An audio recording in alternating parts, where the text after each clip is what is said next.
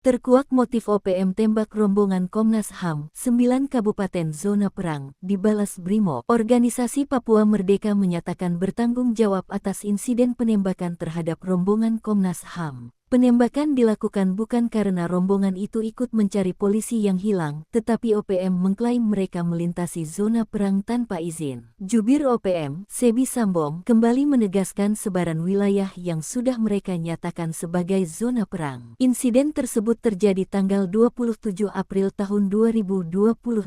Saat itu, rombongan Komnas HAM sedang melakukan pencarian terhadap Ibtu Tommy Marbun di Sungai Rawara, Distrik Moskona, Teluk Bintuni. Ketua Komnas HAM, Fritz Ramandey, ikut dalam rombongan. Beruntung, tidak jauh dari lokasi penembakan, sejumlah anggota Brimob sedang patroli. Mendengar suara tembakan, mereka langsung membalas untuk melindungi rombongan Komnas HAM. Berkat kesigapan Brimob, tidak ada anggota dan ketua Komnas HAM perwakilan Papua yang terluka. Menurut Sebi, apabila rombongan Fritz Ramandey melaporkan kepada OPM maka akan ada perlindungan oleh anggota mereka. Namun karena tidak melaporkan maka konsekuensi ditanggung sendiri. Kalau Anda tidak mengindahkan dan menganggap kami ini sampah maka resikonya Anda terima. Untung Anda tidak mati, tegas Sebi. OPM sebelumnya menetapkan 9 wilayah di Papua sebagai zona perang milisi. 9 wilayah di Papua yang dimaksud adalah Kabupaten Yahukimo, Pegunungan Bintang, Nduga, Puncak Jaya, Intan Jaya, Maibrat Dogiyai, Paniai,